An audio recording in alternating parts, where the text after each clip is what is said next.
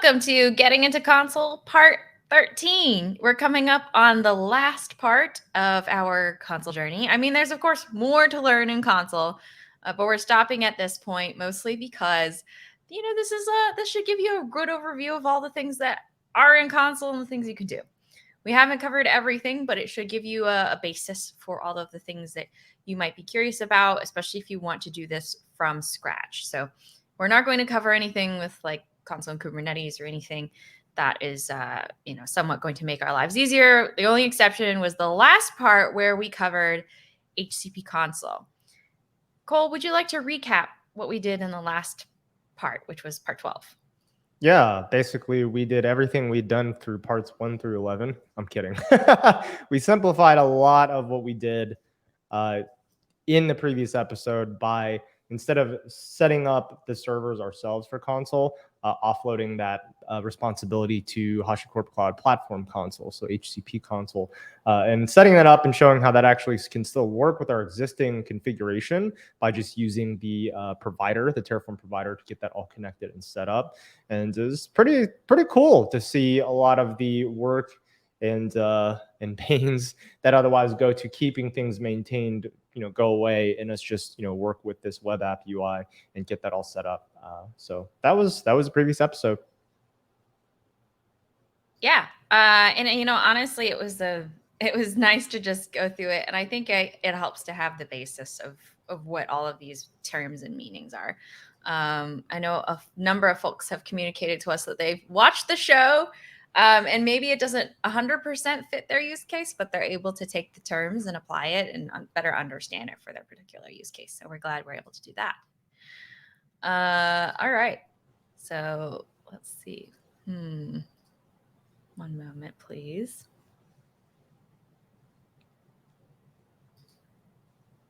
Okay. There we go. All right. So what are we going to do in this part? Well, I guess we've got a couple things, right? So the first thing is that we have kind of a different kind of setup, and our scenario, our problem set's going to be a little bit different today. Cole, imagine that your services change IP address a lot, right? What situations by which you would encounter in which your services would change their IP addresses on a, let's say, even daily basis? We're not going to even go hourly, but like daily basis, twice a week or something. What use cases could you think of in which a service would change, what they're doing or something, or they're changing their IP address or some of their configurations or ports? Yeah. I mean, I guess the most immediate thing that comes to mind, I'm not sure that you would care about the IP as much in this situation, but this is just the example that hits me. But that's just for like one-off tasks. Like if you're doing quick compute jobs, or maybe you're using some sort of quick, you upstart a few containers to process something and you put them down, or maybe you're doing the same thing with like spot instances or something in AWS. When those things are going up and down, that their IPs are going to change. That's one instance. Of course, another instance is of like if you're using a managed service, you have no idea what the IP is going to be, but I don't think that's where you were going with the example. Yeah. So I think the former one's better. Yeah. But the point is, like, even if you're not doing this on a regular basis, these things change, right? So how many times have you, if you're in where I suppose like a on-prem environment where you pin a static IP and then suddenly you maybe need to change it and it disrupts everything because you had pinned it, right? So what we're going to do today is address that scenario. What if you could automate some kind of infrastructure as code in response to that event change, right? So we're kind of doing it's not a buzzword, but we're doing some kind of event-driven approach to infrastructure as code, where if an event happens, such as an IP address changing or service changing, then infrastructure as code runs in response. So it's very dynamic. And what that will do is offer some automation. So you don't have to think about whether or not the service has changed. In fact, any dependencies, whether it be today, we're going to use load balancers or firewalls, or in the security groups, technically, any kind of downstream dependency from that service is going to automatically get those changes. So you don't have to go update all of those downstream dependencies. All right. What is the solution that we're going to run? Well, it's something called Consul-Terraform-Sync. Consul-Terraform-Sync is a separate binary. It is not actually a, let me save this down, but it's not it's not built into Consul, right? So it's not something that's built in, but Consul-Terraform-Sync is a separate set of, a separate piece of code. And what it's going to do is run when in response to changes to Consul. There are a couple of reasons why you might want to do this. If Consul is your quote unquote source of truth, and you need information about a specific IP address for a service, you have the ability, you are empowered to now synchronize it as you need to using Consul-Terraform-Sync. So you can have Consul-Terraform-Sync, what is called watch that service, and then respond, run some automation in response. So what I'm going to do is I'll add this to the stream and I'll increase the size a bit. But this is sort of architecturally what you can think of, what you can understand Consul-Terraform-Sync to do. The first thing, oh yeah, exactly. So Cole, you may recognize we have Consul servers. And then we have Consul clients. Each of our Consul clients is on a virtual machine paired with a service, an application, which is pretty neat. What happens with Consul-Terraform-Sync is Consul-Terraform-Sync has its own Consul client, preferably, right? Because you don't want to just have a bunch of load on your Consul server. We've learned that before, where it's preferable anytime you have communication to Consul, it's nice to have it through a client so you're alleviating some of the load from the server. The Consul-Terraform-Sync binary communicates with the Consul client to get information from the Consul service catalog. Technically, it's the API health endpoint for these services. It is not actually the service catalog endpoint. It's the services health endpoint, API endpoint. But it's retrieving that information. And what it will do is pass a set of variables to Terraform, a Terraform module. You can tell it which Terraform module you want to run. And that Terraform module will then do whatever it needs to do to automate those changes to infrastructure. So back in the day when you used to do this yourself, you might have done this with a combination of Consul template, where Consul template would read information from Consul, render out some like Terraform config, and then you'd have to manually somehow or another figure out how to run that Terraform config. In this situation, Consul-Terraform-Sync is actually handling all of that together for you. So you can have a very automated environment in response to any events that change in the Consul health services API endpoint. Nice. You were laughing at I had to think for a second. It was a bit rough.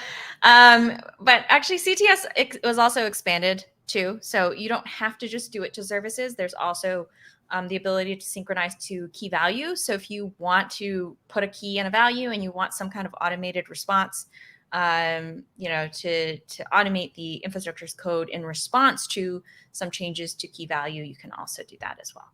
So nice. You have a couple options there. But today we're going to do services because, that's, I think, the most obvious approach in terms of Consul's ability as a service registry. Most of the time you would want to know what's being updated in Consul service registry, and then you want to be able to push that out to Terraform and to any infrastructure you need. Nice. Any questions, Cole, or anything I missed? No, it's one of those things where it makes sense from the high level. I'm interested to see the implementation of it because that's, obviously where the dragons lie. So. Yeah. Right. Well, who knows? We might run into them. I'm not sure. Dragons. We've had a bit of terrible luck lately, so we're going to try our hand at this. Okay, so Cole, do you want to go through how we've set this up? Because we did do some pre-staging, and we made some assumptions. We did do some things early on, so maybe we should talk about what we did. Yeah.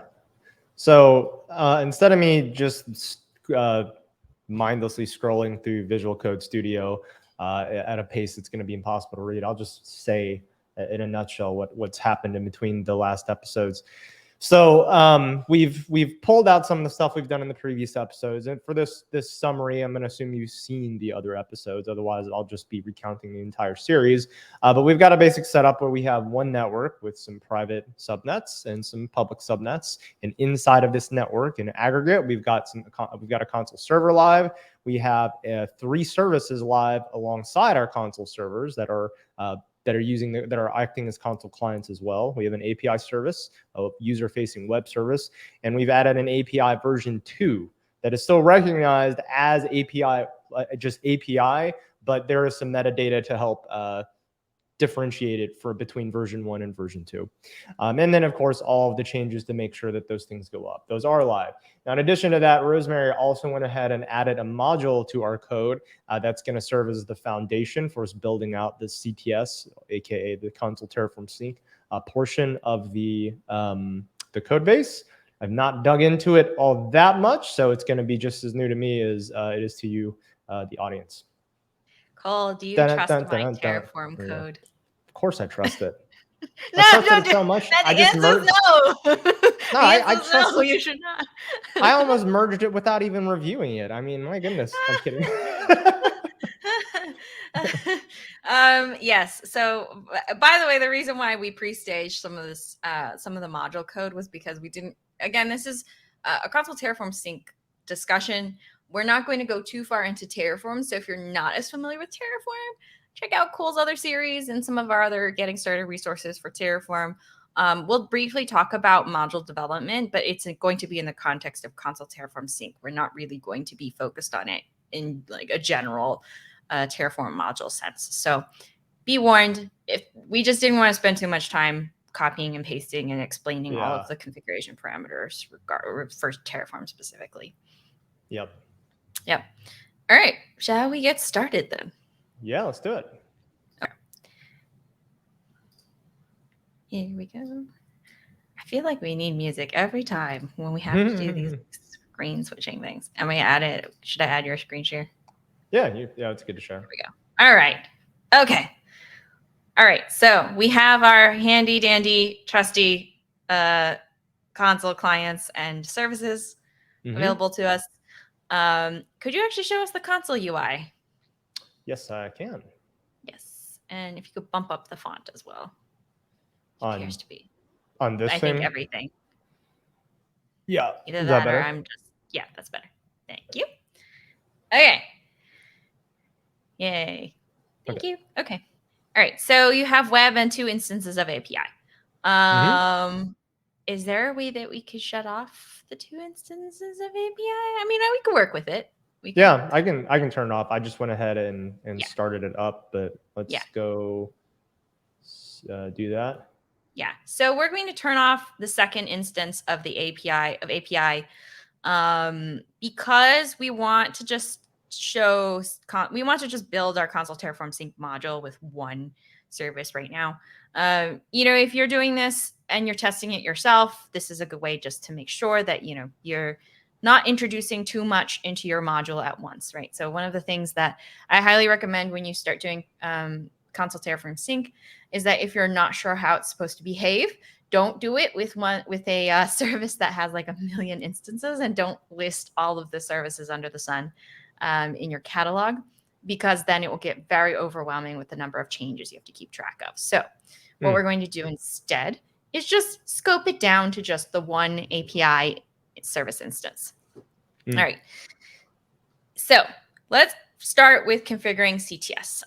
We're going to start with configuring Consul-Terraform-Sync right off the bat, because we don't actually know what the information is that Consul-Terraform-Sync is retrieving. So why don't we just do that? Because it would be a good thing for us to understand what information Consul-Terraform-Sync is retrieving and what we can expect. Sounds good. Yeah. So let's go to your IDE. Okay. Here we are.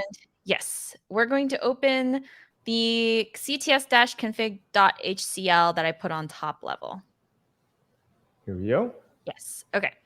So this is cts-config.hcl. Consul-Terraform-Sync uses HCL to define a configuration. There are a number of configuration parameters. We'll go through them step by step throughout this whole thing. I'll post a link in chat as well. So if you want to go through it yourself, you can also go through it yourself. All right. So the first couple things, Cole, is that you'll notice again, it's in HashiCorp configuration language, which is the basis of Terraform. It's not actually using Terraform, but it is using configuration language. So Nice. We'll start from the top. Log level indicates the log level of Consul-Terraform-Sync. It is a binary, right? So as a binary, it is going to have logging, and you're going to have that information available to you. Now, keep in mind, log level is for Consul-Terraform-Sync's tasks themselves. They're not for everything that Consul-Terraform-Sync will run. So we'll get to that part later. Okay. Working directory is what Consul-Terraform-Sync will generate as its working directory. You can think of this as Terraform's working directory. So, for example, if you were to run this manually, Consul-Terraform-Sync will generate a folder called sync-tasks, and what you do is cd into sync-tasks and run Terraform init and Terraform apply. Oh, okay. Yeah. Okay, gotcha. Consul-Terraform-Sync, however, is handling this for you. But if you were to do this manual, that's the equivalent to the manual workflow. Oh, okay, gotcha. Port is the port that Consul-Terraform-Sync will be, the Consul-Terraform-Sync API will be exposed on. Yes, there's an API for Consul-Terraform-Sync. If you're familiar with actually the Kubernetes GitOps tools, it's very similar in that you can use this API endpoint to enable, disable, or delete tasks. So for every, you can define something called tasks in Consul-Terraform-Sync, which is sort of like anytime you run a Terraform module. And you can use this API to turn off or disable those tasks so that it doesn't sync everything if you have multiple. So question here real quick. Yeah. So just from my understanding here, kind of the high level of Consul-Terraform-Sync is, from my understanding thus far, is that it talks to Consul, it looks at the service catalog, right? Is that the correct? Yeah. It's the service health endpoint. The service health endpoint to grab, to look at the various services and return those. And in those, we can take the information and pass it to a Terraform module that is then run by after the module is composed with these values from Consul, CTS will run Terraform on our behalf with the module, right? Yep. So a manual version of this would be me going to Consul, getting the services, making a module with those values I got from services, running Terraform apply. Yep, pretty much. Sweet. Okay. Yes. I'm clear now. Yeah. So syslog is for syslog configuration. We're not doing any syslog configuration. So if you're outputting to a syslog server, for example, we're not doing that today. We'll leave it blank. Buffer period is particularly important.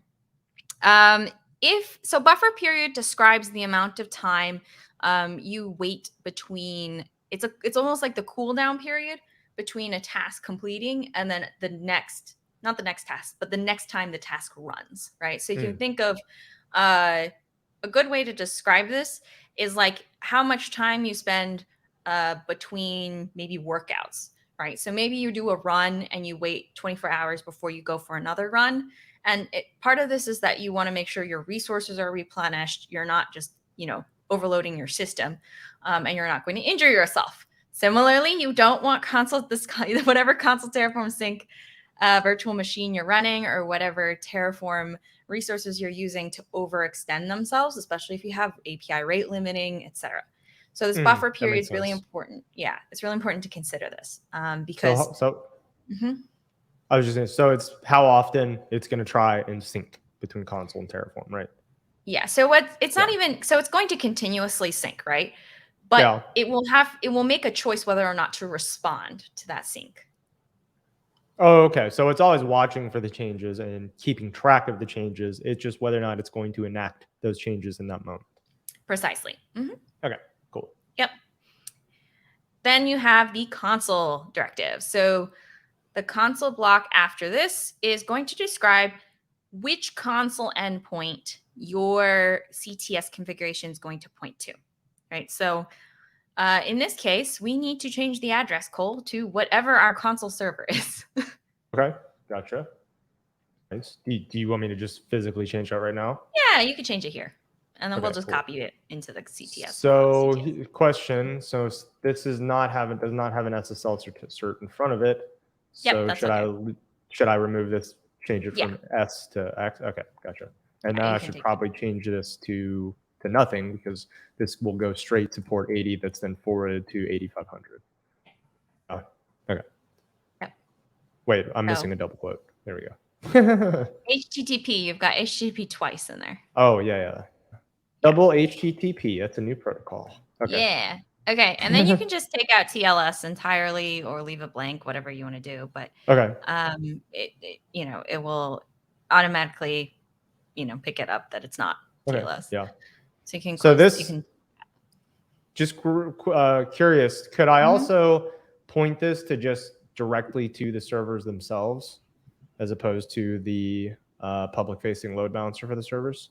So you could, because you were planning to run, for those who are not 100, or that you're looking at us and you're like, you're creating this in your local machine. We're going to copy it into a CTS specific virtual machine. Cole, you could actually put in the address of the client. So you could even do localhost 8500 if you wanted to, because we have a client. Yeah, we have a client installed on there, right? Would that make more sense to do then? Yeah, makes it makes it a little bit easier. So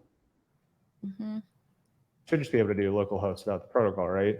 Yeah, you should be able to do that. To 8500? Yep. Or am I pointed to a proxy or anything, or no? This will do it? No, just because it's the clients. Yeah, because the client's running on 8500, right? So it should be okay. Cool. Enabled. Yeah, you can just remove that. Okay. Yeah. Well, will it use it by default? Because I guess if it's not going through the load balancer, it should. What does it go through? Does it go just directly to the HTTP API? I'm guessing. Yep. Okay. I don't know if we have it. Let's just leave it at that, because I'm not sure that I can't recall if we set up 8501 or even enabled it for our servers. I don't think so. It wouldn't be the servers; it'd be the clients. But it would just be. Yeah. So we're doing it to the local client, so you're fine. So you can. Okay. Yeah. So we'll talk about token later, because remember, you have ACLs enabled or access control lists enabled. And actually, the way we're going to set it up will require Consul-Terraform-Sync to have a token, right? Because we're going to set up this next stanza on line 16. This block is called the service registration block. The service registration block allows you to register Consul-Terraform-Sync as a service. So what this is going to be really useful for is if you have to monitor the CTS VM or CTS container that is running. And so you can imagine it needs a token with sufficient permission to register itself. So gotcha. What we're going to do is we're going to enable it. The service name is going to be Consul-Terraform-Sync, or you can name it CTS. You can customize this to whatever you want. Okay. Where will this name also matter later? I guess is this a case where what's named here needs to be kept consistent across any other scripting we do, or is this just for us to look at? It's going to be important when we generate an ACL token with a policy, right? But for the most part, I think we're going to just to reduce the margin for error, because we want to make sure that this is at least working. We'll probably bootstrap token it today for a little bit. Okay. Just to make sure do have a node, and I do have a service identity token already created for it, just called CTS. It's just got the basic one, so we can use that. Can you double check that the policy? The policy. Yep. Does it have a service, right? Yeah, it does. Okay, we can use it. Okay, so we should use this? Yeah, we can use this. So we should change this into CTS. Yeah, change that to CTS. Alrighty. Here's crossing the fingers that I didn't just throw a monkey wrench into stuff, but if not, we'll add more, right? But okay. So then, what the next portion of this is? Default check. So this is where it gets a little bit trickier. We need to tell it to advertise the address that it's at, right? Because otherwise the health checks won't pass. So this is where it's a little bit ambiguous, but I'm missing a field in there. Can you add address equals? Not under default check, but under service name. Yeah. Address equals, this is going to be the private IP of the Consul-Terraform-Sync virtual machine. Oh, so just its own IP. Yes. We can't use localhost or the loopback? No. Because remember how previously in part 3, we were talking about console clients and how they advertise who they are, what they are, where they are? Yeah.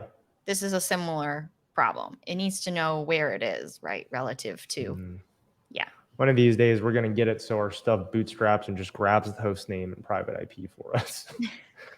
Just because you've noticed, I've noticed that's been a pretty common thing. We generally wind up needing this. Yes.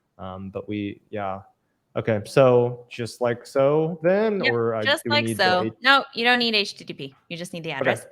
And then this default check you'll need to set. Yeah. That's okay. Just making sure. Okay. Yeah, hard-coded IP. I know there was a comment about hard-coded IP. Yeah, we're going to go back. I think, unfortunately, in the case of CTS config, it's going to be really difficult to. I don't believe it does go discover. It doesn't have the go discover or the not go discover, the go socket address interpolation in here. I will double check though, but I don't think it has the go socket ADDR. Yeah, so you can't really use it, which is sad. But you know what? We're just going to do this for the sake of, it is what it is. Sometimes you got to copy paste. That's the reality in tech, right? Yeah. But we'll probably do this into user data later whenever we redo the Terraform. Oh, okay. Okay, gotcha. Yeah, I wasn't sure if this was needed. I wasn't sure if this was needed before we run a full apply. I assumed it was needed before because it was out here. But you're saying that we can just pipe into a user data script for a CTS instance, in which case we'd be able to get the private IP very easily and just create this file in that script, right? Yeah, exactly. But because we're doing this manually right now so that you can learn it, then we're gonna just hard code for now, just because. No, that makes sense. Yeah. So, but once you automate it, that you could do that. Okay. So under Consul-Terraform-Sync 8558, you're going to need to change that to the private IP address. Which means that we may actually have to open another security group now that I think about it. I think we will for this one here. Yeah. Specifically. Yeah. Make sure you have HTTP in the check because it is a health check. So we're going to have to open a security group from the console server to Consul-Terraform-Sync. So we'll need to do that. Gotcha. So the Consul-Terraform-Sync instances should allow these servers to access them on this port, right? Yep, that's correct. Okay, cool. So that's just going to be clients. Right now I have it set up to be just another client. So just for brevity here, I'm going to just open that port up on the same client security group. Is that okay with you? Yeah, that's fine. Okay, cool. Let me go ahead and grab that. I forgot that. Originally, while you do that, I will tell the audience. Hello, everyone. I was originally going to consider not doing the service registration and not do the health check, but I was like, you know what? It's worth just including it because, why not? It's a good thing to include. Okay. Source security group, TCP. 58. It's going to be with a console server. Allow clients. I mean, I don't know for CTS. Okay. All right. So that should do it. All right. Okay. Mitch seemed to chime in about that you could use the local agent to do the health check.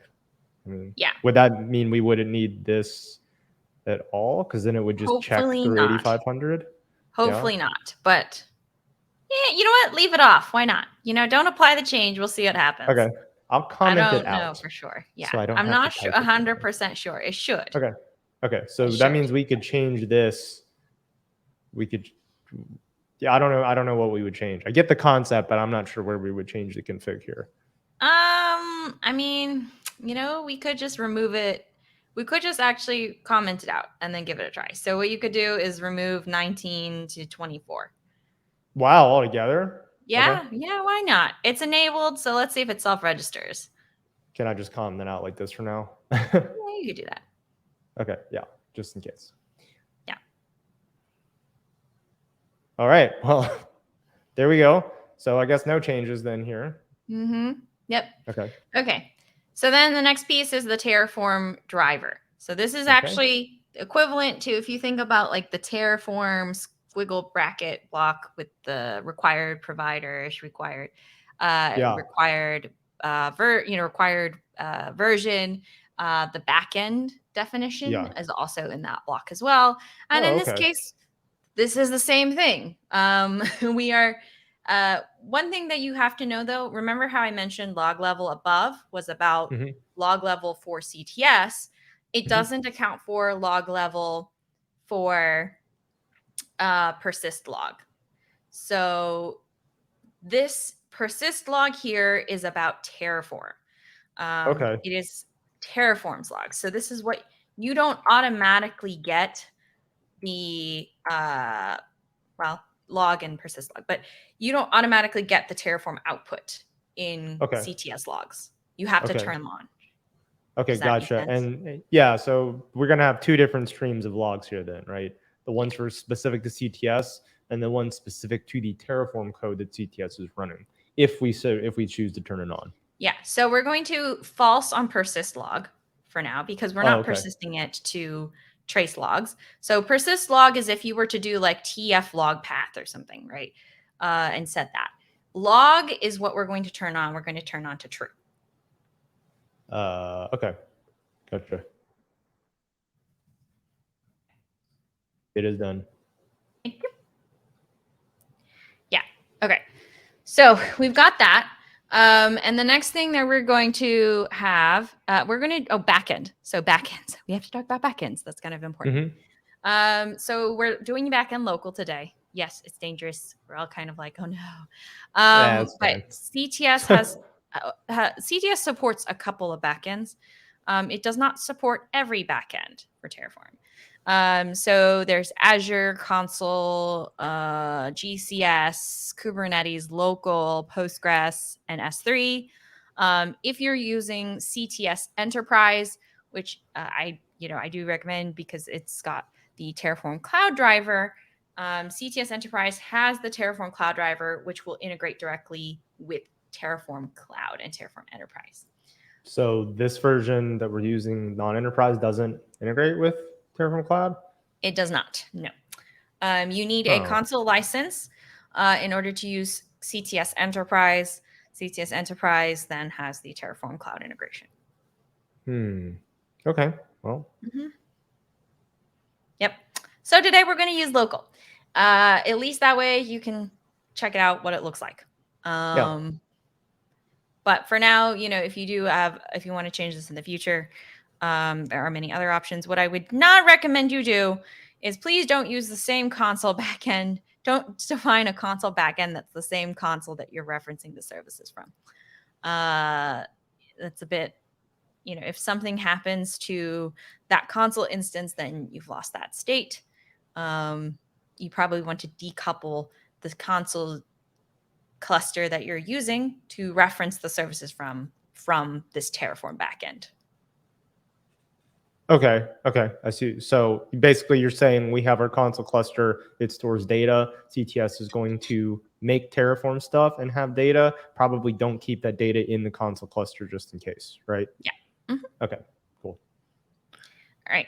So then we have a provider. So this is the equivalent of the provider whatever block. In this case, we're using AWS. So you'll notice we define a region, US East 1. I believe you're using US East 1. Yep. Okay. You can define. So what this will also do is also pick up the same environment variables. So as long as your virtual machine has the AWS secret key and access key environment variables, then this should be fine. Okay, I gotcha. And that's why it was important. In the background, if you don't mind me just showing this real quick. Yeah. When we set up this instance that's going to serve as the client for CTS, that's why you said it was important for it to have an IAM profile that allowed it to reach out and authenticate with IAM, right? Yeah. This will get it to, so it'll get its access key and secret access key from this profile. And then since it'll export those as environment or use it in the local AWS creds folder, the provider will just work as normal because it'll be able to access those, right? Yeah. Cool. So we hopefully have that configured. Should be configured. Let's hope so. Our margin for error has been very high, so has been very low overall. So, okay. And so the next, I think, is probably the most important block. I mean, everything is important, but this is probably the most important block, and it's the core of what information that CTS is going to need is the task block. So, as I mentioned before, Consul-Terraform-Sync runs tasks, right? So for each task, you define a module as well as a set of services that you should be retrieving information from relevant to that module. So here we have a task for API. And this task configures an AWS ALB for the API service. Pretty simple. You're going to define a module source in here. So you can think of this as the equivalent of saying module, CTS or something, source equals github.com/jmorrison. You could also put version in here if you wanted to. And as another argument. Yeah, exactly. Oh, cool. Okay. Gotcha. But we're using GitHub. We're using Git, so we're not going to do versioning. There's also providers. So if you have aliases, like you have AWS US East 1, AWS West 1, you can pass aliased providers through here. Real quick. I have a question for you. It's just a very quick, if you know where the docs are. I understand how this pulling submodules works in our when we define a source for modules. I cannot find the documentation for this anywhere. Do you by chance have a link on hand that shows that? Because I keep meaning to try and figure out where this is defined, because we use it internally in a number of places, but I haven't seen it in all that many external modules. But that could just be me not looking as much. But okay, sweet. Okay, cool, perfect. Yep. All right. Anyhow, so providers. Yes. So we have a subdirectory for CTS_module, which is how we're referencing this here. Yeah. Nice. Variable files. So variable files is going to be important because you can't expect every variable to be defined by a service, right? There are some things that you would want to define outside of a service in Consul. Well, you wouldn't define. For example, this could be a VPC ID, right? So if you wanted to create a load balancer on a VPC, where are you going to get the VPC ID? Well, not really anywhere. So that's where those variable files will retrieve information from a specific variable files you have on your local file system, and it will read it in. So that is a departure from modules. Modules, you define the input variables right in the block, but in this, we have to pass a variable file explicitly. Yep. And does it assume that this file exists in the root directory of this source, I'm guessing? Or no, it does not, because it's actually assuming from the directory of where you're running CTS. So it's CTS's binary, not the binary, but if you're running CTS and you're in a working directory on your machine, it's going to assume there first. You can put in absolute path, but right now this is a relative path. Okay. So it's not even what would be in here then. It is what would be on the machine where the CTS binary is when the CTS binary runs. Right. Huh.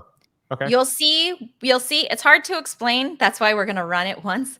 It's very hard to explain it when, but basically what it's doing is it's retrieving the variable file, anything you define in the variable file, and then it auto maps it. So you have to make sure that the module input name map is exactly the same as the variable name that you're passing in and you're defining. Because it does a mapping. So I'll show you what that means. Cool. Because it's very confusing to explain it, in Word. It's much easier to see it, especially if you're familiar with Terraform. Okay. So condition services is the important part of this block in that it will define what services you're retrieving from. So in this case, we're using a condition and we're retrieving services. There's other conditions that you can use as well.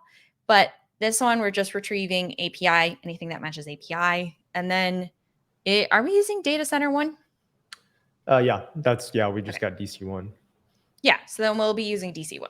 So that's the initial CTS config we're going to use. And what I'm going to have you do is copy this and load it onto your Consul-Terraform-Sync virtual machine. Oh, so just copy the whole thing. Okay. Yes. Cool. And that should be this one. Let me double check my IP addresses here. Yes, 221. And does it matter where I put this file? Make sure you put it in a working directory that you can access and you remember. Okay. So we'll just put it. Does it matter? I mean, I'm going to just run everything as root. I'm guessing it's cool. Yeah. Yeah. Okay. We're eventually going to put a systemd file together for it, but in the meantime, for those who are like, oh my gosh, you're taking this so slow, it's so that way Cole can actually see what it's doing. We're doing this piece by piece. Is this an okay name for a directory? I have no idea if this impacts anything. It's fine, just CTS. It's not even a service. Okay. You can use CTS. Okay, so we'll just add this file in here and just name it CTS config, right? Yeah. You could go config.hcl, it could be whatever name. We're going to actually pass in the command. So okay, cool. So here's all of the things. All looks right, yeah? I hope so. Yeah. I mean, yeah, unless something's changed since between the time I copy and pasted it should be good. Okay. Okay. So that is on our thing now. Okay. So you should have installed Consul-Terraform-Sync. The binary, right? Did. Is it just called CTS? No, it's Consul-Terraform-Sync. Oh, okay. Okay, well, let's see. Yes, I do have it. Okay. So what we're going to do is we're going to start it. The module has nothing in it right now. The module's not even going to accept any services, shouldn't even really run anything anyway. So we're going to make sure that we don't do anything with it.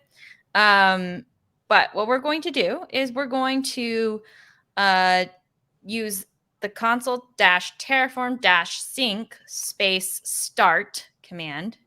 Okay. Yes. And don't type anything yet. Or you could type it, but don't hit enter yet. We have dash start? Yeah. No. It's space start, no dash. Oh, just start. Okay. Yeah. Gotcha. And then space dash config dash file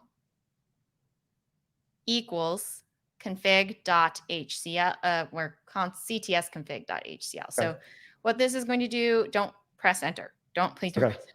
What it will do is it will look at the config file, CTS config.hcl, and then space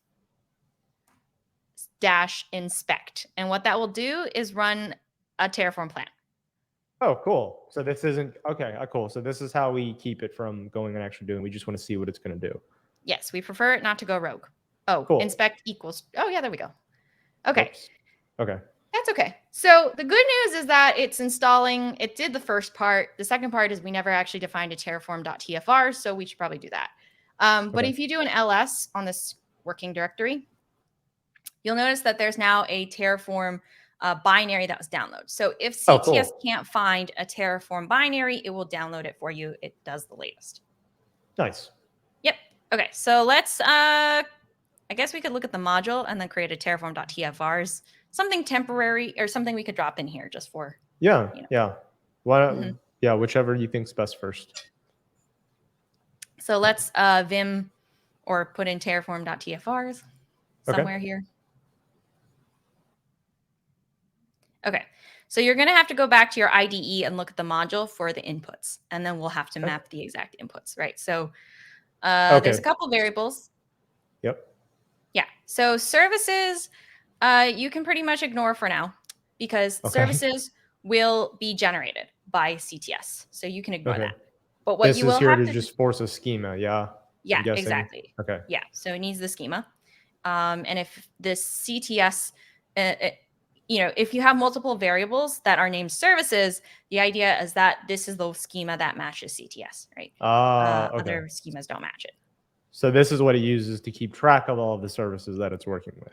Okay, cool, interesting. So then the name is required, I think, because I made it such. Okay. So you can name the resources. I think subnet ID, VPC ID, and application security group ID was also required. Okay. Yep. So what are the rest of these?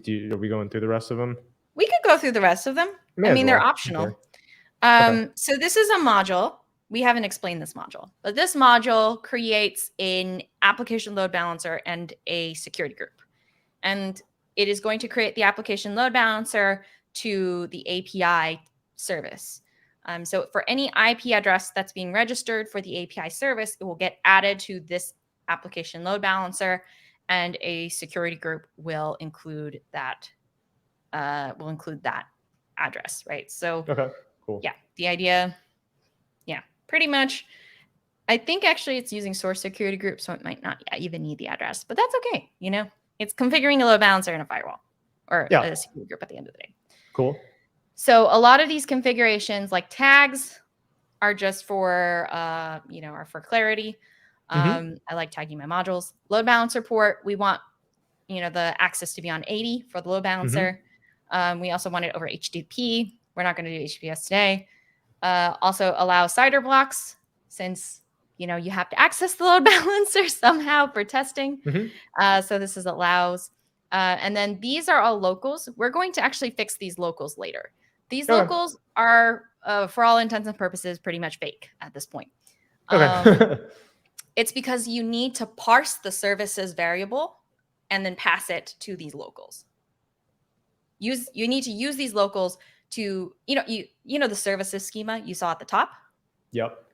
So if I ask you, Cole, can you get me the address out of the service schema? How would you do that? Like, I have I mean, there's various ways I would do it, but I don't know what context we're talking about. Like, is it live already? Do you just mean from the Terraform code? Yeah. So if it's like, if I passed a services.tf-vars to this, and it had like a map, so it had web, whatever, with the address in it. Yeah. How would you parse it? How would you retrieve the address from that map, for example? Just pulling it off of its attributes. Right. But locals make it a lot. The reason why I always create a set of locals at the bottom there is that sometimes this map can get really dense, right? So you want to encapsulate the logic in somewhere easy where it's readable and you can edit it from a top level view. The minute you start embedding it into your resources in a module, it makes it really hard to edit across the board if the schema changes. So I always put it in a local. So that's why you have the locals at the bottom. The locals are, for all intents and purposes, fake right now because we have to put in logic to retrieve some of this information. Cool. Yeah, that's it. So we're going to create a terraform.tf-vars file with the required variables. So we're making that on the machine though, right? Yes. Yeah. So that would be 3 of them, I think. So four right here, right? Yep. We do not need this one though. We don't need that one. We don't need that one. And you'll learn why. Okay. That's weird because technically this is required though, but I guess we don't need. Okay.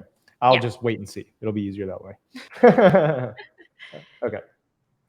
It's all good. Just the 4. So So remember, it's a terraform.tf-vars file. So all you have to do is put the key and the value. So name equals this. Subnet IDs equals this. Yeah. Just kidding. Darn it. Now I got to actually type all this stuff out. What is our name going to be? Name for the resources, I guess. Just getting in the console. Yeah, you could do that. That works too. What is our default one we're using down here? I have no idea. Easier. Getting in the console. Okay. Yeah, there we go. So descriptive. I know, right? I think we should leaping lemur. I don't know. So we've got name. I got to go back to this. Subnet IDs. So this is the public subnet IDs that you want to create the load balancer on. Okay, gotcha. So the public subnet IDs. Do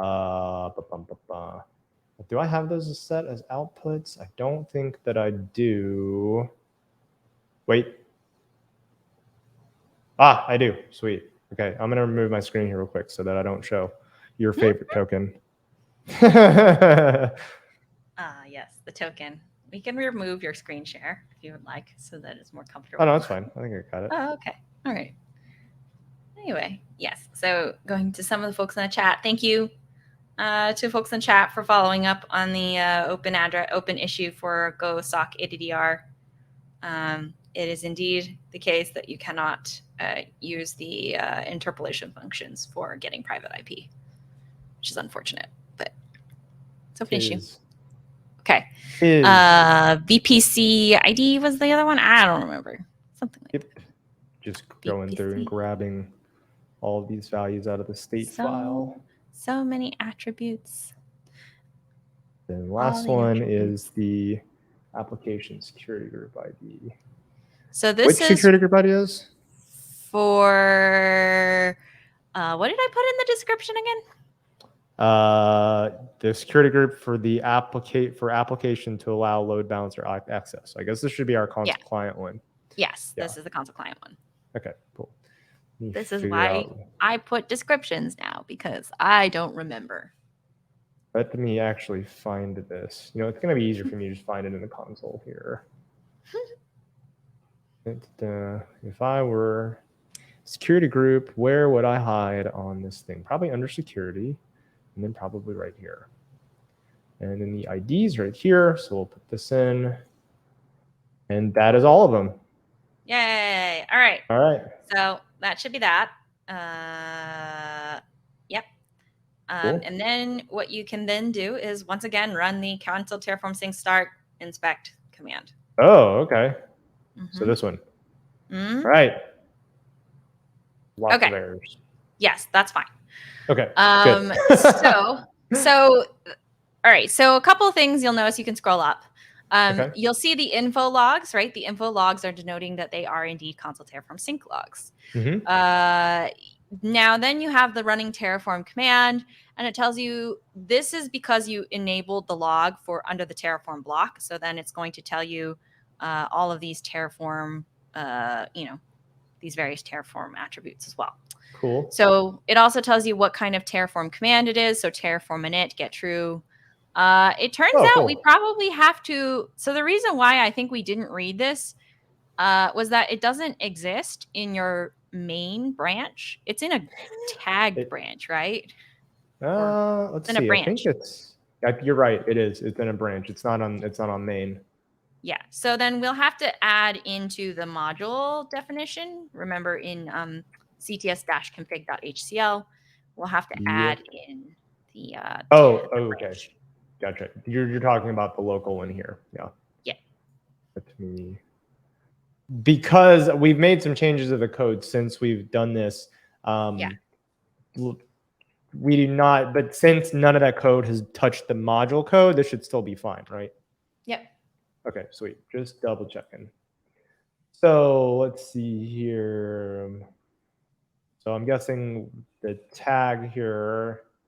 I don't know what URL question mark ref equals. So what this will do is ref is the branch name. So I don't remember which branch name it is, because part 13, part 13, I believe. Yeah. So we can save it and then try the same command. Yep. All right. Nice. Here we go. Sweet. So it's pulling down, it's initializing. It's not going to, hopefully it won't run. But it does say there's an error, an input variable has not been declared. Well, there's some problems with it, but we can, that's fine. We'll fix it. Listener rule, is that where is that one? Yeah, that's in the module. We'll go back to correcting the module, but you asked a bunch of questions about how the heck this works. So let's actually dive into, if you ls on this directory, there should be a sync tasks directory now. Okay, go into it. Yep. And go into, so sync tasks will divide it by task name. So in this case, we have one task named API. So you can go into the API directory. Yep. Okay. So you'll notice there's a couple of things going on. If you cat variables.auto.tfrs, there we go. Okay. So what you'll notice is that this is the mapping, right? This is the mapping that not mapping. This copied from Terraform.tfrs, which you defined, and then popped it into here. Okay. Nice. And so now you have all this lovely information. Yeah. Nice. Yeah. You can then do the terraform.tfvars.template. Right. So Okay. what this will do is basically template in, right, the services. Mm-hmm. So it actually generates another template with the services information in it. So this is actually going to be the Terraform dot. What is in sync tasks would be Terraform.tfvars if we got to that part. We never got to that part yet. But Okay. basically it would generate this template into Okay. Terraform.tfvars. Okay. Okay, I see. And this is why you're saying we didn't need to copy that schema over. Yep. Because it does this right here. Mm-hmm. Huh. Yep. Okay. You may want to, yeah, you could cat main.tf. You could take a look at cat main.tf. So main.tf, this is probably more familiar, right? This is Terraform. There are a couple of pieces of information about region, etc. But at the end of the day, you'll notice that there's module, API, the source. You pass the variable services, and then there's an exact mapping. This is what I was saying. It must be the name of the variable must be the name of the variable that you put in terraform.tfvars must be the exact same variable name as an input for the module. Oh, Because because does it this won't mapping find right it. here. Okay. I see. Yes. Interesting. Okay. So that is that. And that is now how basically Consul-Terraform-Sync retrieves all of the definitions that you put into CTS config and then put it out to Terraform. Yeah. So you're telling me that the usual path of you start a code project, you name all your variables something, and you start a related one, and you look at the variables and you're like, I could have named these better, and you do like a more abbreviated, you just do like SGID because you're trying to be more clever, is not a good practice if you want to get this all set up because they need to be the same. Right. Yeah. Right. Cool. Yeah, pretty much. Okay. So now what we're going to do is fix the module. So the module had an error. You could scroll up again and take a look at what the error was. Right. I think I typed something wrong. App listener values, application name has not been declared. Yes. Okay. So let's go back to the module in your IDE. And then if you could go to the main.tf, there's a couple things in here. I think it's supposed to be local.application name and not var.application name. Here we go. Local.application name. Let's see. Well, I mean, we've got that I think it's there. supposed to be local. No, I think it's under main. Let me close some of these real quick because they're getting in the way. Okay. So, sorry. So local.application name. What are we changing this to? Because that exists here. No, not in there.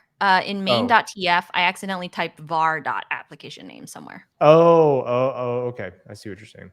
Yeah. Oh, we could just do this. Yeah. Okay, there we go. Do local.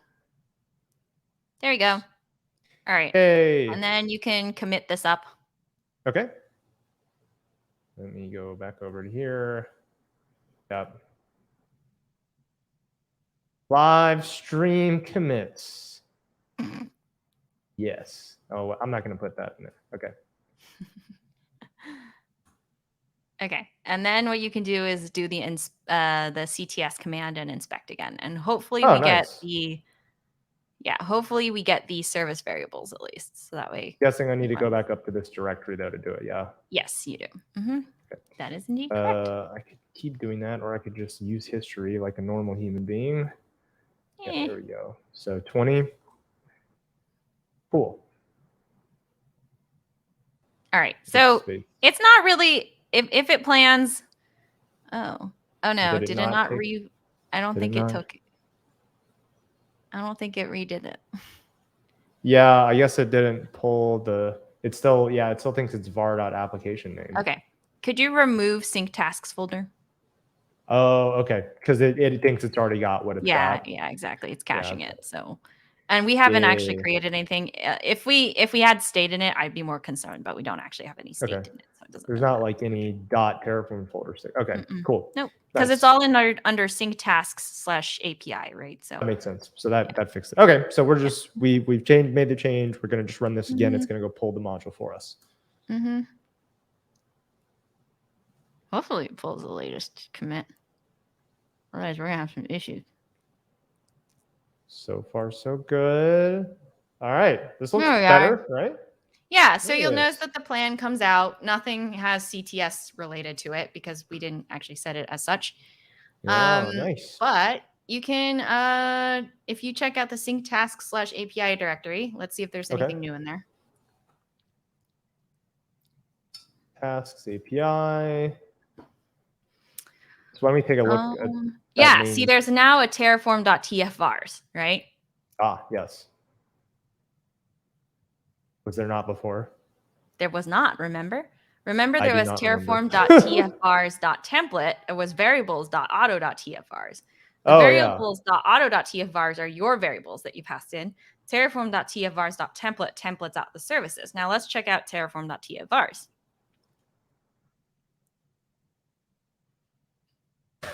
Is that what it's supposed to look like? So unfortunately, it seems like it didn't actually read the services, which means that there's something else wrong. Okay. Okay, gotcha. It did not properly read the services from I see, because Consul. it was supposed to template it out and like make it, right?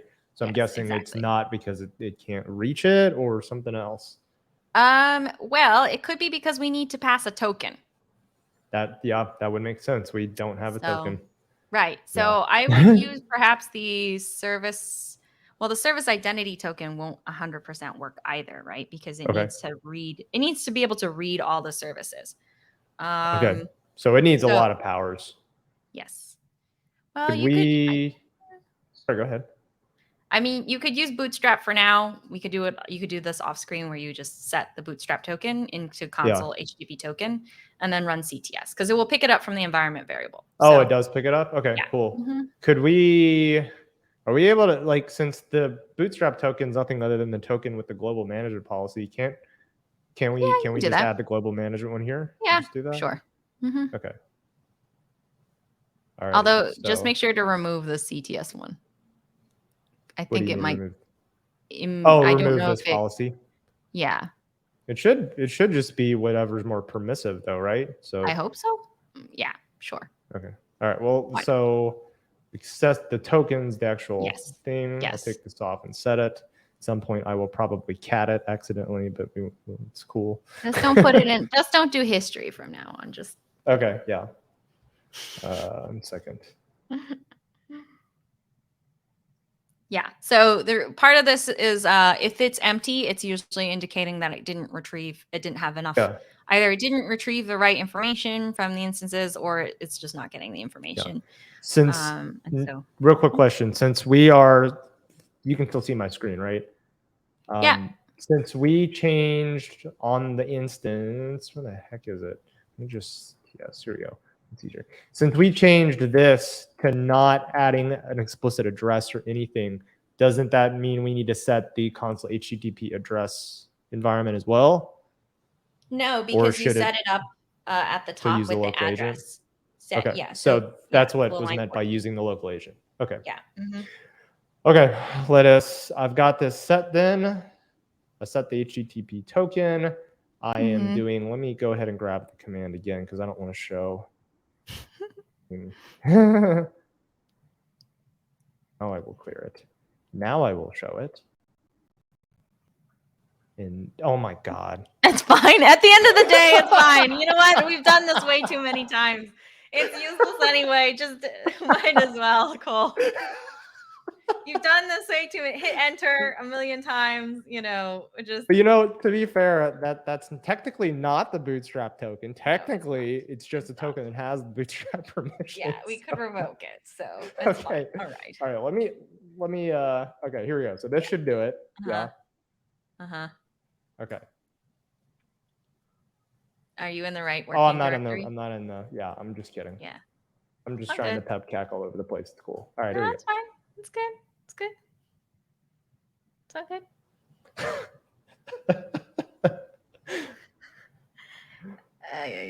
Okay. All right. Let's just check and see if Terraform.tf is actually. Okay. Otherwise, it's like. Hey, there we go. Aha! Okay. All right. Whew. I was like, don't make it a liar out of me. All right. So anyway, this is what it should look like. You'll notice that it has the API, various API, API attributes, the address, the port. This is all stuff that you registered previously. So all of this information is in here. You'll also notice that there's a CTS user-defined metadata field here. This is for if you have common metadata you need to pass to through the task, for example. And you don't want to do it through console like metadata tags and stuff. You could define them in CTS instead. Okay, gotcha. Yeah. Quick question. If you are using CTS at all to synchronize services between Terraform and Consul, this schema is you are going to need every single time, right? Because you're going to need to map the service with the payload it returns to the schema every single time. Do we have a doc link that gives the schema outright so that people can have it for reference when they do it? There was one. I don't remember where it is. I had it. Well, what you can do is while I look for that, you can copy that services variable. Yeah. The whole then thing. Okay. We're going to use it to test our module. Okay. Okay, cool. So as we that way we actually can use it. Yeah. I've successfully copied it. And then you put it in your sorry, multitasking because I'm trying to find it. Yeah, you're fine. So what happens is that you can take it and then put it into as a terraform.tf into the CTS_module directory. Okay. In your IDE. Oh, in my IDE. Yeah, because what we're going to do is we're going to test the module offline first, and then we'll make sure it's got the right information because it's no use to us if it doesn't actually use the right information, for example. Okay. I'll let you finish finding that thing. So I have found it. So oh, you have? Okay. Nice. Mock input for CTS modules. That's good. If you could copy over the name, application security, group ID, VPC, etc., as well into this file, that would be very helpful. Okay, cool. Gotcha.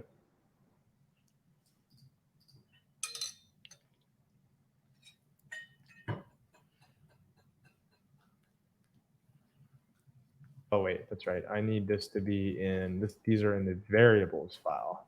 Not auto. So, like, why are we again copying these in here? Are we going to just CD into this and run a Terraform apply or something? Yeah, so we're going to run a Terraform plan. We won't do an apply, but the problem with CTS modules as you're developing them, if this was a CTS compatible module that someone else developed, they would have already gone through this. But because we're developing this, we need to know whether or not it works, right? Because we need attributes out of this services variable, and we didn't code that. So if you put this terraform.tf vars side by side with the variables.tf. Yeah. And you scroll down to variables.tf at the bottom, right? We need to define these locals. The locals are static. They're fake right now. So we need to take the information out of the services variable and then put it try to use the locals to parse it out. And the reason why we do this workflow. So the reason why we do this workflow is that it's really hard for someone to understand CTS and how to write a module for it. We're going a little bit deeper into module development for CTS specifically in this situation, but you'll want to make sure that. Apologies. Would you mind recapping why we're doing this again? Because it's not that I'm kind of lost in the weeds of doing the operational stuff. Yeah.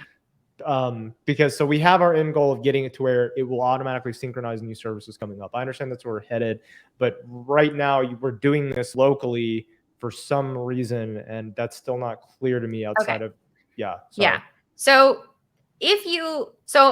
Cole, if you went and you used AWS's listener NIA/Consul-Terraform-Sync compatible module, you wouldn't have to worry about this. You would just write CTS config, point it to the AWS modules, and use them. Because someone else wrote the modules to be NIA compatible or CTS compatible, which means that they handle all this parsing for you. But So, without those, we still have to do right. it by hand. If you want to make your own module, because there are some things that you want to make yourself, Yeah. because you can't automate everything. Not everything comes Yeah. out of the box. If you want to make it yourself, then we're taking this approach. Okay, so this is a required step if you are using modules that have not factored NIA/CTS into their development already. Exactly. Cool. I would at some point love to see what has to be done inside of a module to make it CTS compatible at some point. But let's this is it. So this is it. Yeah. Well, just curious then, how do they automate this? Because surely, like, not every single one of these modules made requires you to copy paste the return payload first and then set it up, or does it? It doesn't, but the problem is that during development, like, you do need a mock, right? Because in order for it to be NIA compatible, it needs to parse this services variable. Right. So how do you capture the logic for a module to retrieve information from the service variable? I mean, you got me. I figured a mock would have been enough for it to keep stuff in place because it does known values all over the place in normal Terraform, right? Yeah. So there is a mock. I put a link in there. I put a link out there. But the reason why we're not using the mock right now is so that you understand the end-to-end workflow. Because I could show you the mock. Yeah, I could show you the mock, and then you'd be like, Rosemary, this is the mock. It doesn't make any sense to me. Like, all of these variables don't make any sense. But here, if you've actually gone through the first initial start of the workflow that CTS does, and you've done it manually, at least you know what information is coming out of console. Okay, that makes a lot more sense. I was under the impression that this was required if like from a I'm gonna finish and complete it with like I'm not manually doing stuff. Instead, this is to show what the mock is going to stand in for, so we can actually see it with real values. Exactly. Yep. Cool. Yeah. So if you click on the mock, you can click on the link that I provided with the mock. If you click on the mock, it's going to have some similar information, but what you'll find is that it's actually kind of confusing to look at. Like, you'll be like, oh, how does this map to anything that is in my console? You know? Do you know how to copy something on this comments without showing it on the screen? Oh, I don't know. I just sent it to you over Slack. Oh, you just sent it to me? Okay, yeah, that'll be. Yes. Also, I appreciate the Keanu Reeves. I think it's Keanu Reeves. Oh. Let's see here. So the mock. Yeah, it's all the way down. Mock. There you go. Mock. Then click the drop down. Okay. Yeah. So if I gave you this, you would probably be like, this doesn't map to anything that I recognize in my console services. Yeah. Right. It doesn't. This is confusing. Yeah. So that's why we do it this way, especially as you're learning it, because at least you recognize, okay, the API service is something that is in my console catalog. This is the information that's directly correlated to it. Okay, let's just go with what you're doing, because this honestly confused me more. So now I'm even more confused, but maybe it'll make sense as we get through it. Yeah, exactly. So when you run Consul-Terraform-Sync, Consul-Terraform-Sync is generating the services variable for you. So what you have to do is get information. In order to make your module, Terraform module, CTS compatible, you must add logic to retrieve information from the services variable. Yeah. Otherwise, it's just a module. So what we're going to do is, if you can click the little file thingy, on the left-hand bar, you know how it says that like double file look thing above the magnifying glass, just to close the Explorer. Basically, close the Explorer, not that thingy. Magnifying glass. Yeah, there we go. Ha. Okay. Expanded view. Words are hard, okay? Words are hard. I've been doing a lot of talking. I was like, what? What are we? Okay, anyhow. Words are hard today, okay? All right. Okay, so what we're going to do is we're going to fix the locals on line 75 to 79 in variables.tf. And what we're going to do is take out some important pieces of information, right? Okay. So the first thing is application port. So let us retrieve the information from services, the port information from services. Which should just be 9090 still, right? Yep. Sweet. Okay, done. No. We need to actually do it dynamically, because what if something changes? Oh, okay.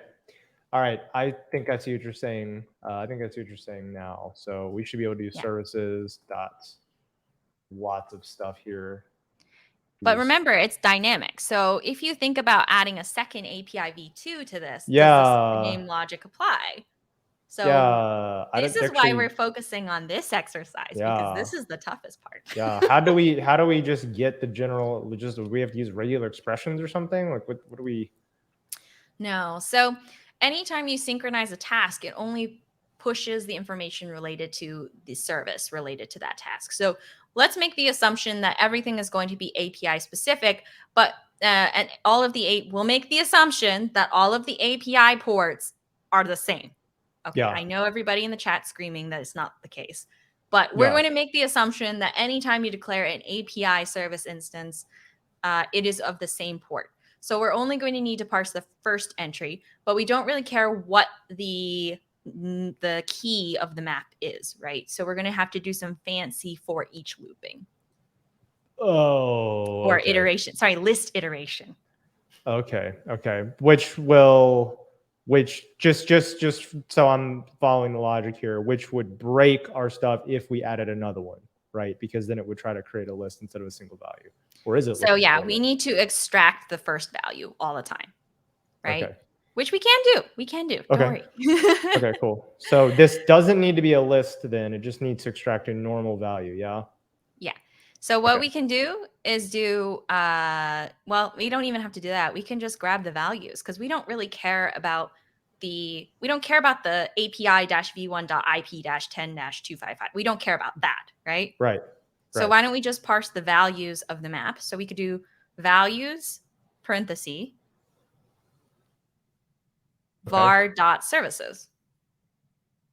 And what this will do is get you the object, right? It's a list of whatever is under API-v1 or API-v2. It gets you that second tier object. Oh, so it gets you this one? Yeah, exactly. It doesn't give you the one up here? No. It does give you the one. It gives you from the squiggle of 2 down to the squiggle of 28. Oh, okay. So the first value is going to be this thing as a map. Yeah. So values as a function, right? The values for Terraform, the values function for Terraform. I should probably just look it up. Okay. So here we go. I'll post it here and I'll drop it to you. You can pull it up. I got it up. I've actually not used this function. Ah, well, now we got, this is Yeah. why I was like, maybe Terraform functions are going to be tough to do, but Yeah, I figured this is important to go through. before. Yeah.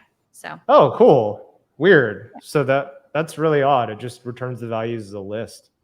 Mm-hmm. So you're just from this, we're going to just get the objects nested under that key that first key. Yep. That's really weird. It's probably okay. Yeah. This is useful. Nice. It's really useful in this situation though. Yeah, it is. So yeah. We're going to get the values and we want to get the first one. So we can do the port. Well, no, because we can't, it's a list, right? So we have to either do .0.port or something. So, you have to tell it the first element and the first and the port value, right? Okay, gotcha. So that's one way you could do it. And in this situation, then, you got values port 1. Now, just for testing purposes, you could run this Terraform validate locally and just double check that it works. Yeah, okay, that works. Let's see, CTS module. Oh, Terraform init. You have to do an init. Yeah, that's right. All right, now. Yeah, Elisa will tell us whether or not it hates us. All right, cool. But, It does not hate us. Okay. Yet. So, yeah. Right. So then we have the next piece, which is health checking. I believe that our health check, if you scroll, if you go into main.tf in the module, if you look for health check, the health check is a path. So do you know of the path that the application health check is supposed to be on? For which app? For CTS API. Or for API v2? Should just, or for either, I'm pretty sure it's just the root path.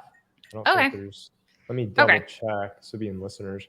Yeah, it's, oh, wait. Well, for the servers, it's going to the status leader, but for all the fake For services, API, for yeah, fake services. Yeah. yeah, for fake serve. Oh, it's actually going to health Okay. So why don't for we some do it reason. to /health? We'll hard code it in for now. If we have time, I'll show you about CTS user metadata. I mean, we could do it actually. CTS. Real quick. I think this just came from my ignorance at the time when I set this up. This should be health checking. So this is health checking client. So this is actually just health checking the web service. So actually, unless fake service has a /health, I don't know that this will do anything. Does it? Yeah, there's a health endpoint, I think. Oh, okay. Yeah. So we can do /health then. All right. Yeah. Apologies. Where are we going now here? So if you go back to variables.tf, we'll hard code in application health check path to /health. I don't think we have time to go through this, but you could pass this through CTS user defined metadata and then retrieve it that way. So under the line 27 in terraform.tf vars, you could pass it through there. Don't define it there. That doesn't make any sense right now because it's automatically generated, but you could retrieve it from there. Where we just don't have time to do it. I don't think so. All right. Application name. So again, similar process. We want to make sure we do this so it's dynamic, right? Right. So same format here of the values thing. Okay. So it should just be name and then that's it. Probably. So this, real quick, this check path, it just needs to be the path, but not the URI included. No, I don't believe so. Yeah. Okay, cool. We could probably check that though. Oh, okay. Yeah, I really don't know. What's the resource, Terraform resource? It is for it's just for target group. I actually think you're right. I think that'll work just fine. I was mixing it up with something else. I can just look inside of our existing one. Yeah, if it's mapping to just this here, then it is just path. So. Right. So then IP. Okay, cool. So then now let's do IP addresses because IP addresses is it's going to be the tricky one. Okay. So IP addresses is going to be so basically you can think about it this way. It's the IP address that needs to be attached to the load balancer. So that would be the service address, right? Say that again. It needs to be a load balancer's address. The service load balancer's address. So have service IP addresses. The service IP, yeah. So the IP of the node of like API v2, right? Or API v1. It needs to be either, both. Yeah. Oh, okay. So the node. So we need this value then right here. Right? Well, it's probably better to do the service address, right? Because for us, they're the same because we're on VMs. Right. But there's also a service address, which is number 6. Line 6. Line 6. Oh, address. Okay. Yeah. Gotcha. Yeah. Okay. So you can choose either one, whichever one you like. Well, this is the one that we're supposed to. I just didn't realize that this was referring to service. I thought it was. Yeah.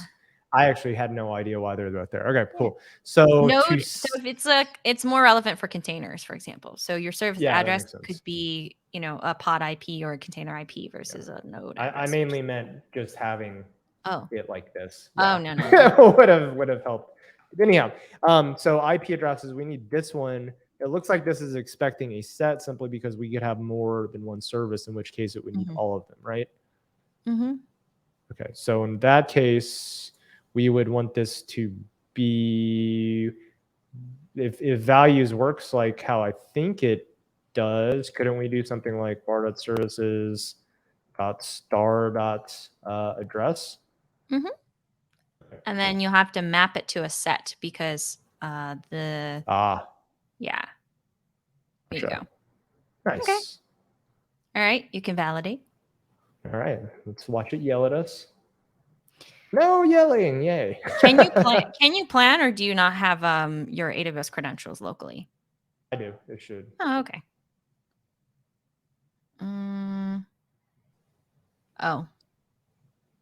Requires explicit configuration. Oh, you can pretend to do this. Oh, region. Just set your region, export AWS region equals US East 1. Oh, okay, because it's assuming that. Yeah. All right, let's try it again. At the very least, we don't have to apply it, but then you can look at it, right? So yeah, nice. You look at it, it's like, does it look right? So that's the question. Yeah. It's gonna you've got your subnets. Yep. It's gonna make the listener. It's gonna make the listener rule for the app, target group to throw everything in, the attachment to that specific instance, security group. It's going to make one. Okay. I mean, I think. Now, scroll up for a second. Mm-hmm. So let's see. Okay, so we're gonna do a little bit of an exercise just to make sure that it works, right? Because we believe in the rigorous testing. If you go to back to your IDE. Okay. Here we are. And you copy API v1, just the line 2 through 28. Oh, okay. So you want the whole. Yeah, okay. The whole thing, 2 through 28. Duplicate it in the services variable. Okay. And anytime you see API v1 in this one, change to API v2. Okay. What line here? 55. Then we want v1. Actually, just v1. 2. Okay. And then anytime you see 136, change it to 137. Why that? Why? We want to just check if the IP addresses are multiple IP addresses, right? Because what if you're okay. Pulling the multiples or somewhere, and it's something our logic has gone wrong.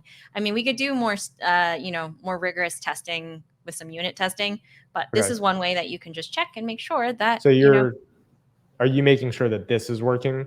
Exactly. Yeah. Okay. I see what you're doing. Okay. Gotcha. Yep. All right. So we're gonna plan. And what we should see is 2, right? 2 of those IP addresses. If we don't see them, then we know that something's gone horribly awry. In the listeners. Yes. Nice. Yep. Yeah. And the attachments. Right there we go. Yeah. Sweet. Okay. Cool. Okay. Should I get rid of this though, or no? Yeah, you should get rid of all of it. Actually, you don't need it anymore, so you can just delete terraform.tfrs, unless we want further testing, in which case, you could. Oh, we don't need any of this now. Yeah.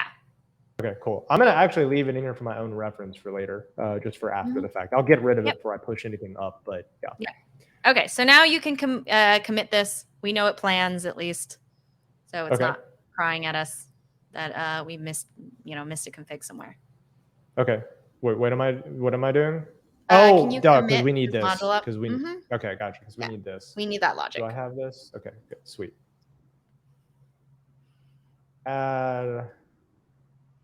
Locals filled in, and I see what you're saying now. This makes a lot more sense because the input, I just from my own understanding, I think I've finally figured out what you're saying, which is that this schema is a bit odd, right? It's a bit weird. And we need to pull information out of it to be used across our module, but we need to treat it as something that's dynamic and that could change and that could also be one of many maps inside of an object. You pulled the example from our actual payload in order to just sort of run as an exercise to template out the path to those dynamic values, basically. Yep. So cool. All right, there we go. There is that. So we've got that. Git push. Get that up. And then that probably means we're going to need to delete that sync tasks folder again, right? Yeah, you could delete the API folder and whatever too. It's like, or just delete the API folder if you want. It's fine. Okay. Yeah. But we didn't actually do anything, so we're fine. Okay, so let's run this Consul-Terraform-Sync command again to inspect it. Config file equals CTS config.htl, and then it was inspect, right? Yep. Right. There we go. So it's thinking. Yay. And what we should see is that it comes up with the ALB. There we go. So here we are, 136. Everything there should now be populated. So that looks pretty decent. If you want, you could live dangerously, run it. Yeah. What's the intended change here is it's going to look at my API version 1 service and then just add an application load balancer and open it up to the public facing internet. Okay. Yeah. So why don't we get that started? You can take out inspect. Okay. And we'll it'll let just it run continuously. Yeah, we'll let it run continuously because you're not really making any active changes to console services. Oh, so this is going to start a watch then. Yep, it's going to be a daemon. I think daemon sounds, but demon sounds like, you know, like, I don't know. It's like, what's going on? Yeah, what's the so demon we'll doing over there in the machine? Okay. So this is now watching indefinitely. Yes, it will watch. It is the watcher. And it is watching by, I'm guessing, is it listening to console to push it information, or does it do like a polling thing? Or it could crash. Or it could crash, which means something. I've specified 2 resources that belong to different networks. Have I now? Did the VPC ID, was that? Security group does not belong to VPC. Interesting. Let me double check. Security group, ALB. I guess there's no. I guess if you don't specify the VPC ID here, it must default to the default VPC, I guess. I didn't realize that that was the case. Let me double check on that. That's an interesting.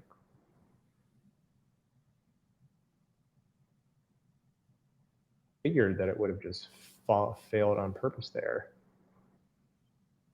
Security group under VPC. Can you bump up the font on this one? Yep. And arguments for, where is that VPC ID? Optional. Yeah. Okay. So we do need to just add this real quick. Cool. All right.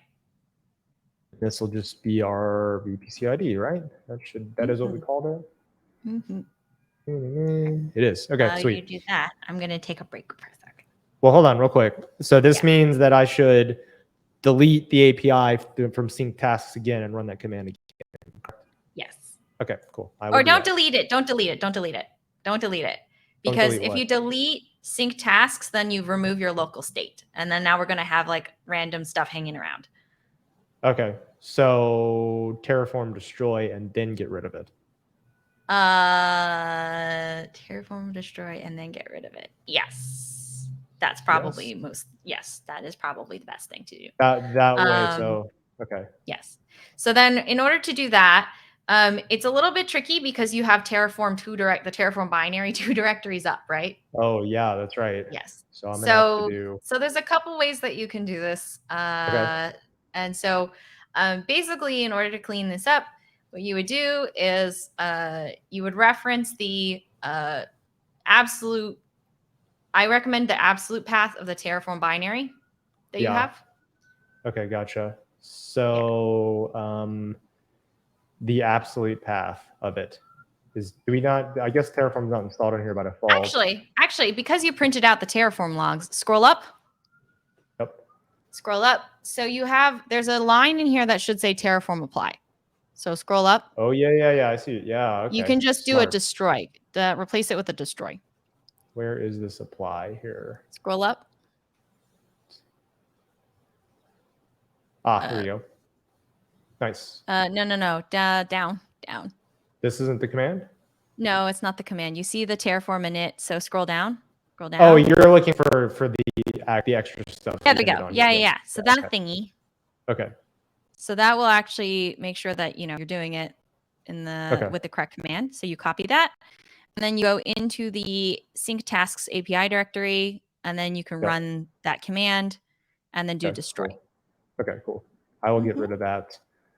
Then I will delete it, and then I will re-pull it down while you go and do your thing. All right. Oh. And it was destroyed. Oh, it didn't ask me for confirmation. It's because I had that extra argument on that just skips past it. Okay, well, that's done. We will get rid of API. API is done. Yes, it's from here. Now we got to do this again. Start config file is cts config.htcl. then inspect. But the question is, did I add this? I didn't. I almost just did all of that for no reason. So I should probably add everything that I'm doing here. So I'm going to just do a commit here. Just added VPC ID to the CTS module security group. And before we run that command, all right, now we've got that back up, back over to our CTS instance. I'm going to run this inspect to see a plan again so that it'll pull everything down again. And number of validations and the like. Everything seems to be good. I do want to go into the API and check the main file to make sure that, yes, so VPC ID, wait, am I looking at main.tf? Is this it? This looks awfully small compared to what I was trying to look at here. What are you trying to do?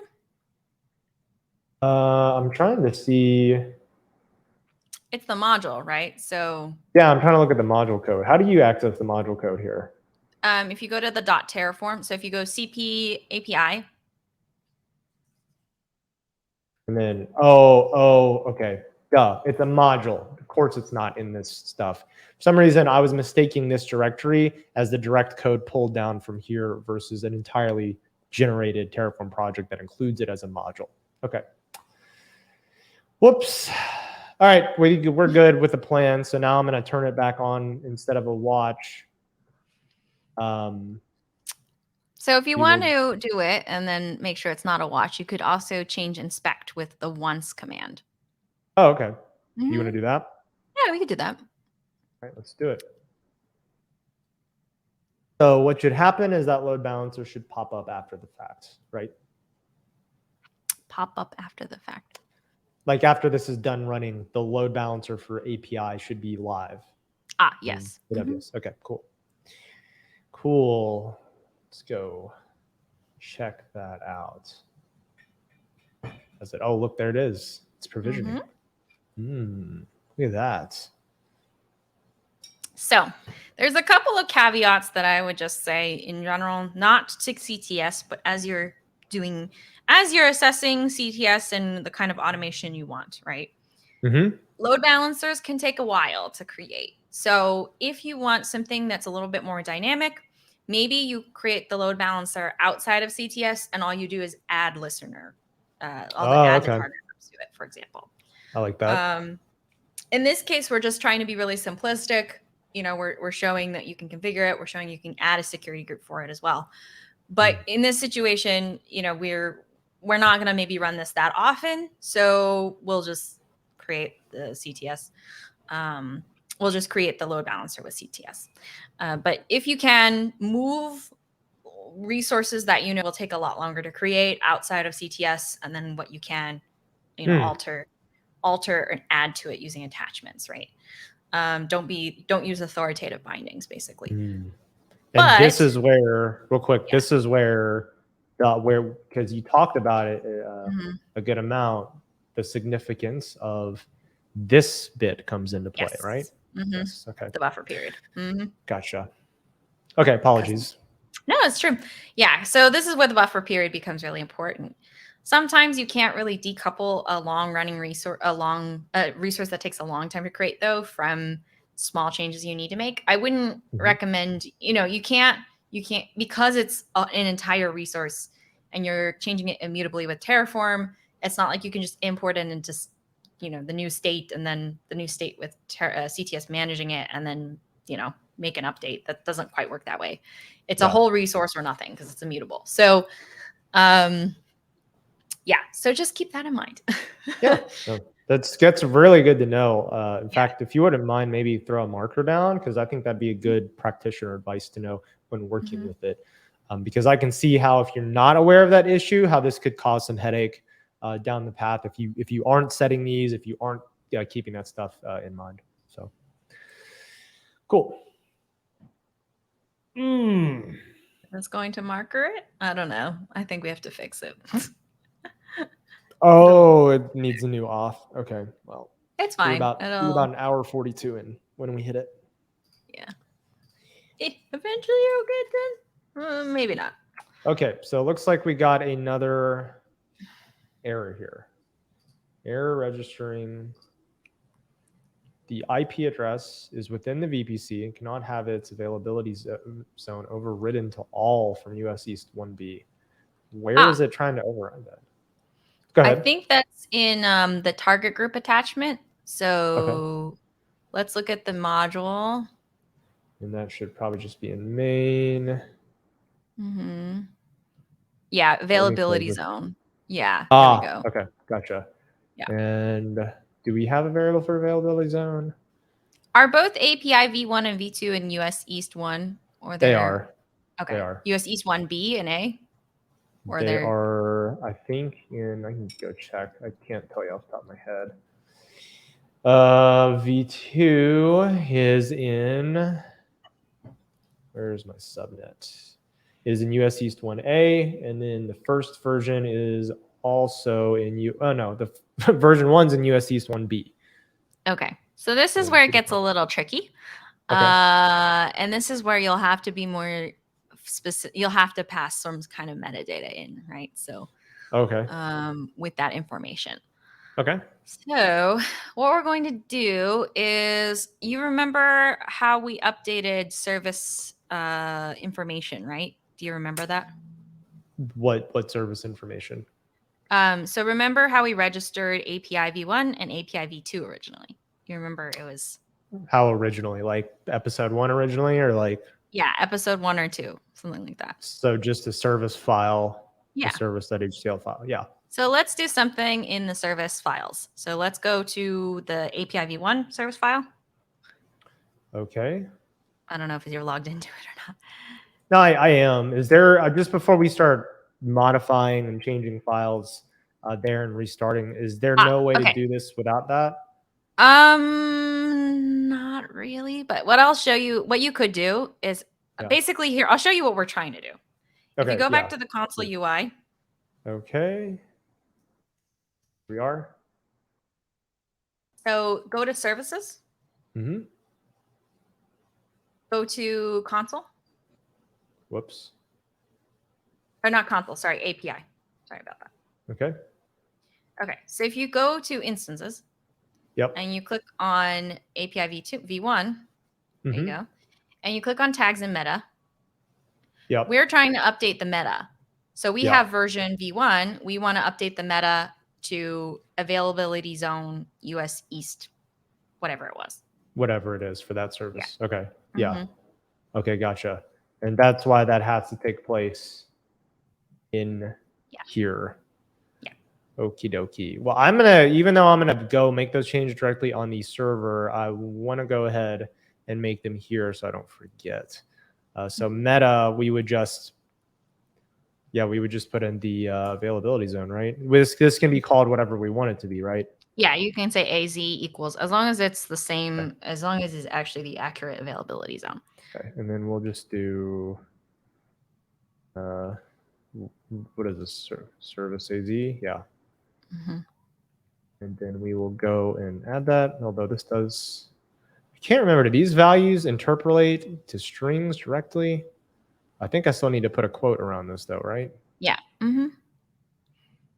Okie dokie. And then back over to our thingies. This is that's the server. Oh, that's right. These are in the autoscaling groups. So someone actually had a pretty good question, and I'll answer while you... Yeah, do that while I do this. So do we need to destroy if CTS fails? Shouldn't it be able to continue from local state with the updated module code? And that is correct. So it does continue from local state with the updated module code,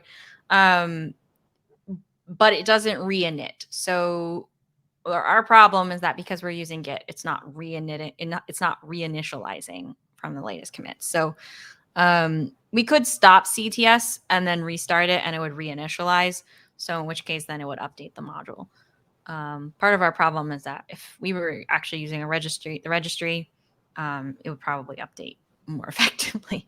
But right now it's caching it because it's already got that information there. So we've been just destroying it just because we didn't have any state anyway. And we'll probably just restart CTS. Yeah.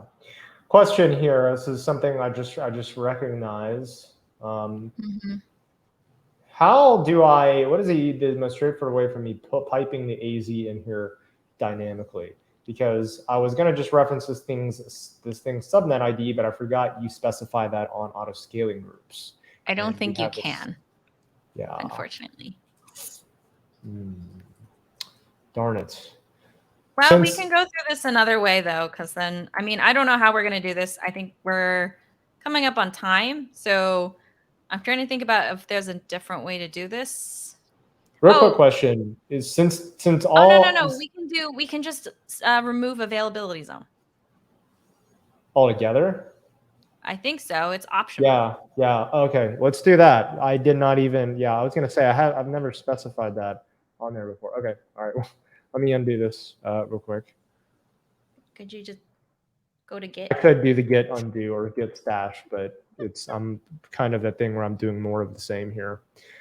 Okay, so on our target group attachment, let me sync up here with the way that we've got this here. Actually, I don't think we're using any okay, yeah, we are. Sweet. Okay, well, that's a much more straightforward solution. Okay. Did I make any other changes other than that? I don't think so. No. No, that's it. Okay, cool. So now we need to get this up there again, which means, do I need to do the same thing? I'm not, but do I need to tear this down first? No, don't tear it down. Don't tear it down. So we're going to just let it run from its current state. Okay. Yeah. All right. Since it took so long to create the load balancer, I'm not really inclined to sit around and wait for them. Yeah. I mean, yeah, that's cool. Okay. So then if we're not going to do that, I still need to delete. No, it's okay. Just rerun CTS because CTS will do an init command. So as long as it's re-initting. Okay. As long as it's okay, I don't really. It will run a Terraform init, right? So whenever CTS starts up, it runs a Terraform init, which means it will re-download the module. Okay. Well, I brought that up because we tried that earlier and it cached it and it did not update the code. We'll try it again. Okay. So do we just want to go right into it here? Yeah. Or you could do inspect. Oh, well, that's fine. Whatever. Well, it doesn't look like it did. It didn't pull it down. So yeah, you don't actually need to destroy though. So that's the good news. What you can do is go into sync tasks and API. And then do the whole Ubuntu init Terraform init upgrade. Oh, okay. Yeah. That works too. Where be the command to the path? Here it is. We'll just copy this. Init upgrade. Boop. There we are. Okay. Now it's happy. Back we go. And we shall run the command again. That was a much faster way to get that done. Yeah, destroying was faster before just because we had no local state. yeah, sure. But okay, there we are. So that all looks good. Yep. I actually think it did it, right? Yeah, it did. Yep. Complete. Yeah, nice. Yep. Creation complete. So we should be able to go over to our load balancer, grab it. I don't know. If it's still not working though, we have we could move on to the next part though. Fixed response content. / API, because it's at the API path, right? / API / Am I still not typing it incorrect here? / I don't know, / UI. Just put no. So it's / API / UI because I did a path route, but I guess it's not returning it. Yeah, there we are. There we go. Cool. Yeah. Nice. So yeah, so now it's registered. You can do the / you don't need the / UI anymore, I guess, technically, but it's fine. Okay, I don't know. I think we have to fix the path routing. Yeah. I mean, it's have to still fix that. working. It's just Yeah. it's we've just got some. Yeah. Where would we need to change that in here? It would be in the module main.tf. It would be under the path pattern at the bottom. Path pattern. Yeah. Right here. Mhm. Okay. Yep. Oh, okay. Yeah. I see what you're, Yeah. yeah, because then it's looking for that service and then any path Right. that you add to it. Yeah. Right. Okay, cool. Nice. So then what we're going to do is if you could turn on CTS. Yep. As to and just watch, remove the right? once. Yep. Yep. Start it. There you go. Hit enter. Alrighty, there it goes. Okay. So because it's got local state, it shouldn't create anything new, right? So it should detect nothing new, and it should just say Cool. nothing, plan, finish, done. Okay, right? cool. So Yep. now what we're going to leave this on, start up API v2 again. Okay. So let's get console up and running first. Let me go over here to watch it slowly come to life. What are we, 2153? Okay, so it is up and live, and then we need to start API again. Console envoy. And let me make sure that this is actually live, since sometimes it just doesn't like us. Okay, nice. Looks like it's up. Okay, all right. And you'll also notice his CTS is in there too. Yeah, it is. Okay, so let's go back to the terminal where CTS is. Ooh, look so at you'll this. notice there's a one added, right? We didn't even know it happened. Magical. So it detected the change.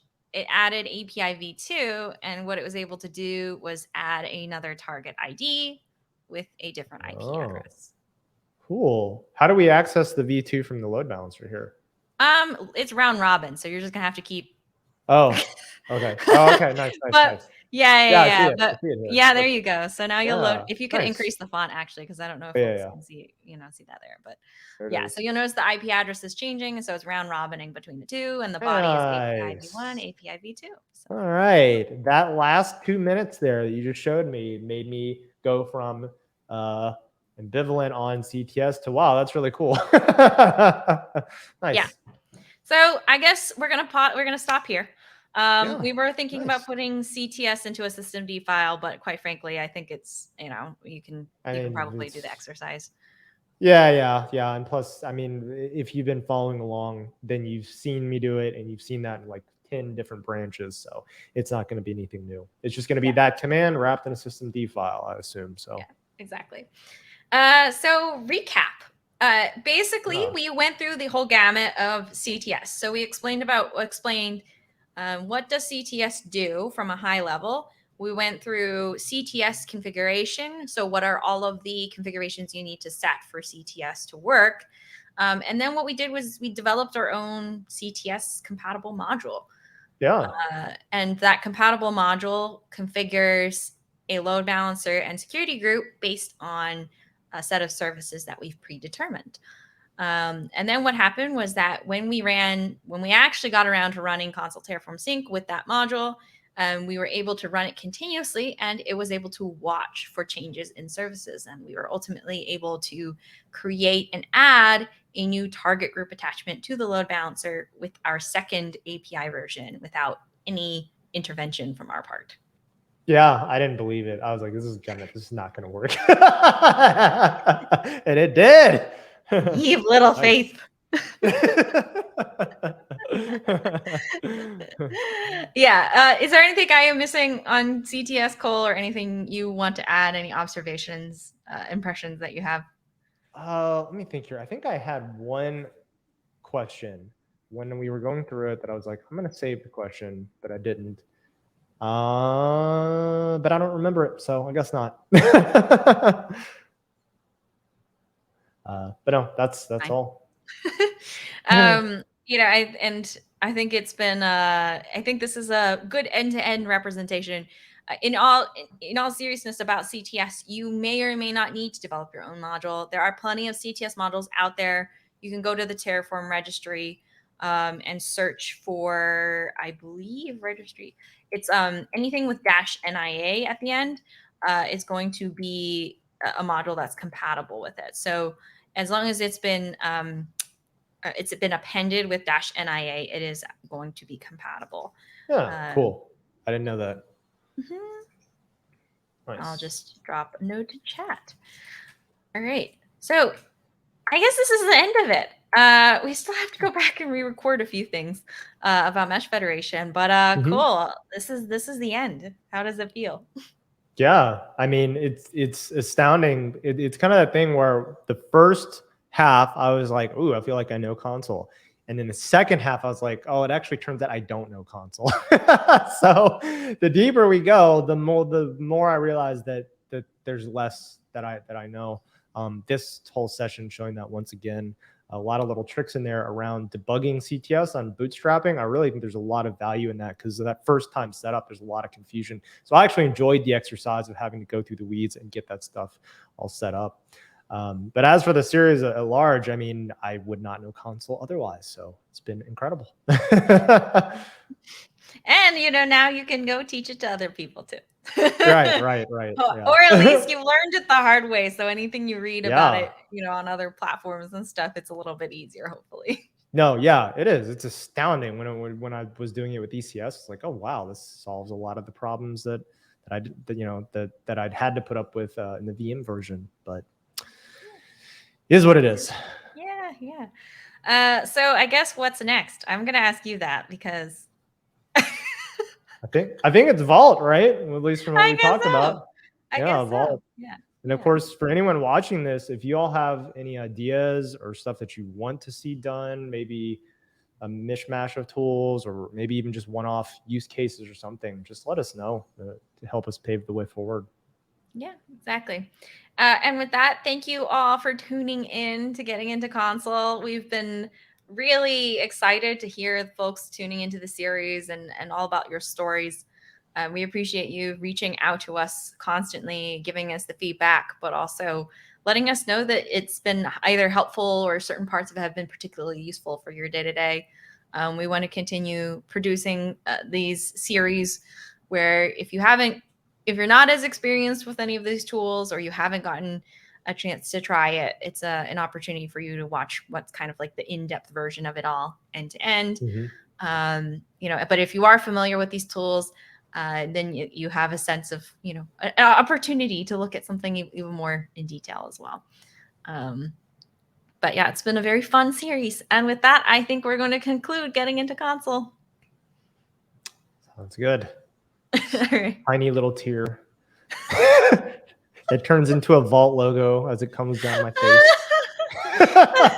I don't know. Vault's going to be tough. I'm going to tell you that much. Vault's going to be tough. I think it might be tougher than Consul in some ways, but we'll get to it.